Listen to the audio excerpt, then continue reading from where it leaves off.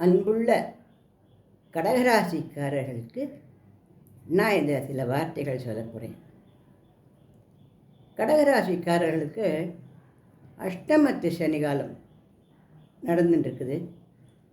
ஆனால் இப்போ வருதே ஜூன் 29, இப்போ என்ன நடக்க போகுதுன்னா, அஷ்டமத்து சனிகாலமாகவே இருந்தாலும் சனி பகவான் வக்கரமடைய போகிறார்.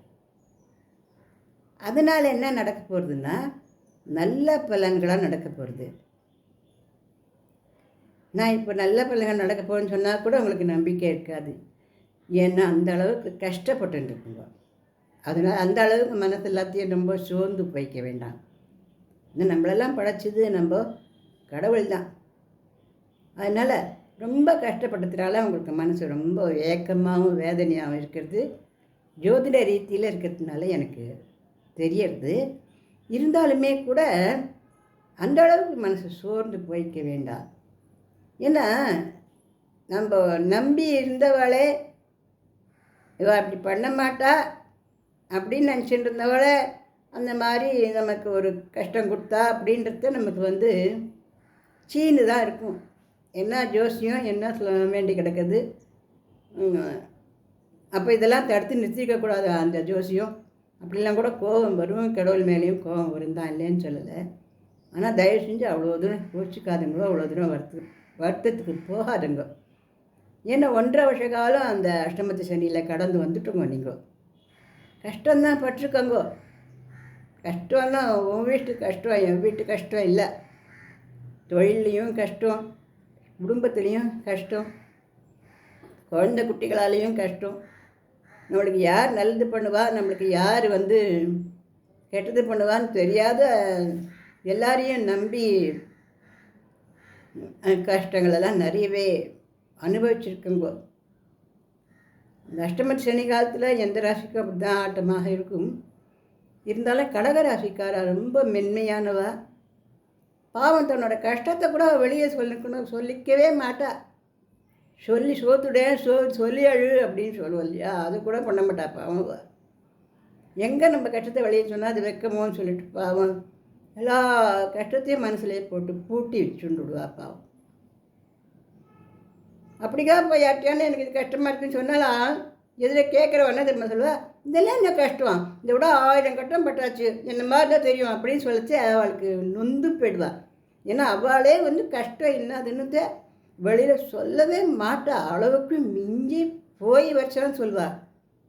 அப்போ எதிர சொல்லுவா அந்த மாதிரி ஒரு வார்த்தைகளை சொல்லும்போதோ அல்லது அதுக்கு பரிகாரமாக இந்த வார்த்தையும் சொல்லாத போது மனசு உடஞ்சே போயிடும் அவளுக்கு. ஆனால் நல்லபடியாக குரு பகவானுடைய ஆட்சி வீடு கழகமாக இருக்கிறதுனால கௌரவத்துக்கு குறைவு இருக்காது. அப்போ மனசுக்குள்ளே என்ன உடஞ்சின்றக்களோ அழுதுன்றக்களோ சிரிச்சுன்றக்களோ வெளியில் தெரியாதுப்பா. எல்லாம் அப்படியே மூடி மறைச்சிடும். அந்த குரு பகவான் மூடி மறைச்சிடுமே வழியே நல்லதையும் கொடுக்கும். கஷ்டமே தான் கொடுத்துருக்கும் அப்படிங்கிறது அர்த்தம் கிடையாது. ராசியினுடைய பலன்தான் இது. லக்னங்கள் வேறு வேறு இருந்துட்டு அந்த ராசியிலையும் இருக்கலாம். மேஷ லக்னமாக இருந்து கடகராசியாக இருக்கலாம், ரிஷப லக்னமாக இருந்து கடகராசியாக இருக்கலாம். வேறு லக்னங்களாக இருந்து இந்த ராசியாக இருந்தால் லக்னாதிபதியும் ராசியாதிபதியும் ஒன்றா இருந்து அவர் தோஸ்தாக இருந்தால் அது கொஞ்சம் கஷ்டங்கள் குறைவாக இருந்திருக்கும். இல்லை வேறு வேறு ராசியாக இருந்தால் அதுக்கு உண்டானபடி கஷ்டம் வந்திருக்கும். எப்படியா இருந்தாலும் கஷ்டத்தை கடந்துட்டுருக்கிற காலம்தான் இது. ஆனால் கடந்தாச்சு. ஒரே ஒரு ஊரில் ஒரே ஒரு ஆள் இருந்தான். அவன் காட்டு வழியால் போயிட்டே இருந்தான். காட்டு வழியால் போயிட்டே இருக்கிட்ட இருட்டாக ஆகிப்போச்சு. இருட்டான உடனே அவன் என்ன பண்ணான், என்ன பண்ணுறதுன்னு தெரியாமல் முழிச்சுருந்தான். காட்டு பக்கம் மொழியோ கரடி, புலி, சிங்கம், யானை எல்லாம் வேன் கத்தின்னு இருக்குது இல்லையா, பயந்தானே பாவம். ஏதானே ஏறி நம்மளை கட்சிப்பட போகிறதுன்ட்டு ஒரு மரத்து மேலே ஏறி உட்காண்டான். அந்த மரம் இருட்டு தானே, அந்த கிளை கொஞ்சம் லக்குன்னு ஆடின்னு இருக்குது. எப்போ முடியும் இந்த மாதிரி ஆடின்னு இருக்குது. அப்புறம் கீழே பார்த்தா எனக்கு கீழே பார்க்க முடியல, இருட்டு. ஆனால் காலையில் இப்படி துளாது பள்ளம் இருக்க மாதிரி தெரியுது. அதுதான் போச்சு போ, இந்த கிளையை முறிஞ்சு இந்த பழத்தை அம்போகராக தான் சாக வேண்டியதான் நம்ம அப்படின்றதாக அவன் நினச்சுட்டான். அப்போது காலையில் சூரியன் வெளிச்சம் வந்தது. கீழே பார்த்தா அது பள்ளம் இருக்குது. ஆனால் அவன் கால் உள்ளங்கால் அளவுக்கு தான், அவன் கால் வைக்கிற அளவு தான் பள்ளம் இருக்குது, பெரிய பள்ளம் இல்லை. அந்த கிளையும் சொரக்கும் சத்தம் கேட்டதே வழிய முறிஞ்சு விழலை. ஆனால் இந்த நிலைமையில் ஒரு மனநிலைமை எப்படி இருக்கும் அப்படின்னா, நீ எவ்வளோ தத்தளிக்கும், எவ்வளோ வேதனைப்படும் தானே. இந்த நிலைமையில் கடகராசிக்காராக இருந்துருந்தோ இப்போ வர வர வர வர ஜோசியமாவது லோகமாவது கடவுளாவது யார் தான் நம்புறது அப்படிங்கிற ஒரு கோபத்தில் விரக்தியில் இங்கே இருப்பாங்க. தயவு செஞ்சு அப்படி வேண்டாம். தயவு செஞ்சு உங்களுக்கு இப்போ நல்ல காலம் வரப்போகிறது வந்துடுத்து. இந்த ஜூன் 29, இன்றைக்கி ஜூன் 25, இன்னும் 4-5 நாளே நல்ல காலம் வரப்போகிறதுங்கிறதுனால மனசை தேய்ச்சிக்கோங்க, சந்தோஷமாக இருங்கோ. திருமணம் ஆகாத வழக்கு நல்ல வரன் அமையும். அஷ்டமச்சனி காலமாச்சு எப்படி கல்யாணம் அப்படின்றதுனால நல்ல வரனாக அமையும். கல்யாணம் பண்ணலாம். அஷ்டமச்சனி காலமாக இருந்தால் கூட நல்லா கல்யாணம் பண்ணலாம். வரனை பற்றி கொஞ்சம் நல்லா கேட்டு விசாரித்து அது பண்ணிக்கோ. தொழிலில் நல்ல உயர்த்தி ஏற்படும், நல்ல உத்தியோகம் கிடைக்கும். இவ்வளோ நாளாக தேங்கி நின்று போன விஷயங்களெல்லாம் நல்ல விதத்தில் நடக்கும். மென்மையான குழந்தை போல் பத்திரமாத்து தங்கம் போல் இருக்கக்கூடிய மனசோடைய கடகராசிக்காரா. இப்போ திடமான மனசு இருக்கிறவங்க கஷ்டம் இல்லாமல் அப்படி அர்த்தம் இல்லை.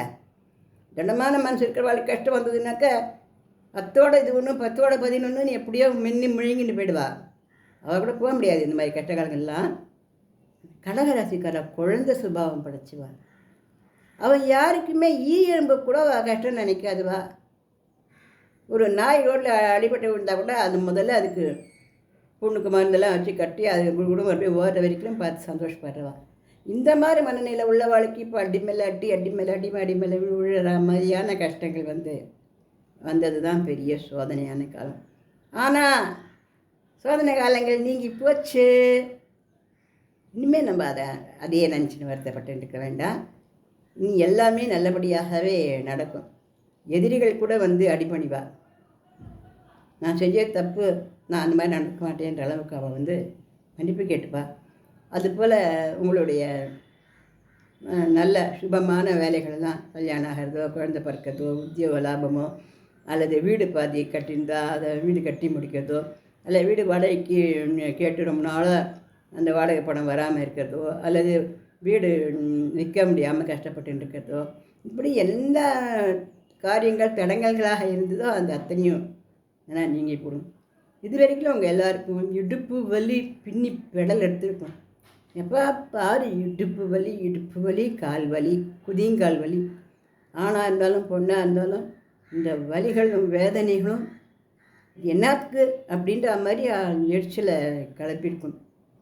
ஏன்னா உடம்புல எப்போ பார்த்தாலும் பாதை இருந்துகிட்டே இருந்தால் அதுவே நம்மளால் எதையுமே முன்னுக்கு வர முடியாதபடியாக செஞ்சுருக்கும். அதெல்லாம் இப்போ நல்லா நிவர்த்தி ஆக போகிறது. ரொம்ப நாட்களாக மருந்து மாத்திரைகள்லாம் சாப்பிட்டு இருந்த வாழ்க்கைலாம் கூட மருந்து மாத்திரைகள்லாம் நல்லா குறையும். நோய் நொடிகளான நல்லா நீங்கி நல்ல ஒரு ஆரோக்கியமான ஒரு மனநிலையும் ஆரோக்கியமான ஒரு உடம்பு சௌகரியங்களும் கிடைக்க போகிறதுங்கிறது உறுதி. சனீஸ்வர பகவான் கெட்டவர் இல்லை. அவருக்கு போய் பறிஞ்சு பேசுகிறேன் மாமின்னு நினைக்காதுங்க. சனீஸ்வர பகவான் உண்மையிலே ரொம்ப நல்லவர். அதாவது நம்ம பண்ண பாவங்களுக்கு பலன் கொடுக்க வேண்டிய இடத்துல அவர் இருக்கார். அதனால் அந்த மாதிரியான கஷ்டப்பலன்களை இந்த மாதிரியான சமயங்களை நம்ம அனுபவிக்கிறோம். நீங்களாம் செய்ய வேண்டியது என்னென்னா, எளிய பரிகாரம் என்னென்னா, யார் எப்போ சோறு கேட்டாலும் போடணும். யார் எப்போ சோறு கேட்டாலும் ஒரு உருண்டை சாதம் அன்னம். கோவில் குளங்களுக்கெல்லாம் போனாங்களானுக்க சோறு பொட்டில் வாங்கி எல்லா பிச்சைக்கார உட்காந்துக்கா இல்லையா, பிச்சைக்காராக நம்ம சொல்லணுமே இல்லையா, அவள் எவ்வளோ பாவம் பண்ணி இங்கே உட்காந்துருக்கிறாங்க தெரியாது இல்லையா, அவளுக்கெல்லாம் வயிறுக்குள்ளே வாங்கி போடும்.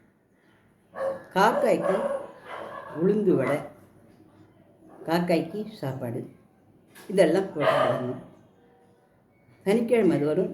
ஒரு விரல் நல்லெண்ணெய் எடுத்து இந்த உச்ச தலையில் தலையக்கணும். 7 மணிக்கா, காலையில் 7 மணிக்குள்ளே, சாயந்தரம் 5:30லேருந்து 7:30க்குள்ளே.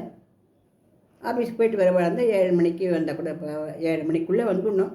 வீட்டில் ஒரு சின்ன அகல் விளக்கில் நல்லெண்ணெய் ஊற்றி அதை ஏற்றி வச்சுடணும். சுவாமி விளக்கு கூட இந்த மாதிரி பண்ணிட்டு வந்தாலே போதும். இந்த அஷ்டமத்து சனி காலம் எல்லாமே கிட்டத்தட்ட முடிஞ்சுட்டு தான். இப்போ வந்து வக்கரம் ஆயிட்டதுனால இப்போ சனீஸ்வர பகவானுடைய தொல்லைகள்லாம் இப்போது 4-5 மாதங்களுக்கு கம்ப்ளீட்டாக கிடையாது. அதுக்கப்புறம் வரத்துக்குள்ளேயும் சனீஸ்வர பகவானுடைய அஷ்டம சனி காலமே குறைஞ்சி போயிடுது. அப்போ 2-3 மாதங்கள் தான் இருக்கும்போது அப்புறம் அஷ்டம சனியே கிடையாது, படிபட்சு. அதனால் நல்ல காலம் பிறக்க போகிற இந்த சமயத்தில் மனசை தளர விட்டு வேதனைப்படுத்திக்க வேண்டாம்.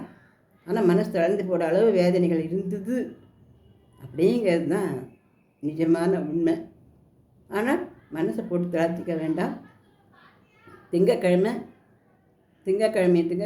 கோவிலுக்கு போய் கையை கூப்பிட்டு வாங்க, நான் வேண்டிக்கோங்க. வெள்ளிக்கிழமை சனிக்கிழமை ஞாயிற்றுக்கிழமை போக முடியாட்ட கூட பரவாயில்ல, திங்கக்கிழமை முக்கியமாக போயிட்டு வாங்க. பௌர்ணமி வெத்தலையில் கொஞ்சம் ஏதாவது ஒரு ஸ்வீட் வாங்கி அதை அந்த முழு நிலவுக்கு நேர அந்த வெத்தலையில் அந்த ஸ்வீட்டை வச்சு, ஸ்வீட்டெல்லாம் எதுவுமே கிடைக்கலன்னா கல்கண்டு வைக்கலாம், இல்லை சர்க்கரை வைக்கலாம், இல்லை வெல்லம் வைக்கலாம். ஸ்வீட் பண்ணி வைக்க முடிஞ்சு வைக்கலாம். நல்லா அந்த ஆதிபராசக்தியாக நினச்சி அந்த பௌர்ணமி அந்த நிலவை வணங்கி வந்தால் 3 பௌர்ணமிகளில் அந்த மாதிரி வணங்கினா போதும். அப்படி வணங்கினதும் உங்களுடைய நியாயமான நல்ல அபிலாஷைகள் எல்லாம், நல்ல ஆசைகள் எல்லாம் நிறைவேறும். அதனால் கடகராசிக்காரர்களே, நீங்கள் இனிமேல் சந்தோஷமாக இருக்கலாம். நல்ல காலம் பிறந்துடுத்து, கஷ்டமெல்லாம் ஓடி போச்சு, அதுக்கு அந்த பற்றி காலப்படவே வேண்டாம். புரியுதா? ஜாலியாக சந்தோஷமாக இருக்கும்.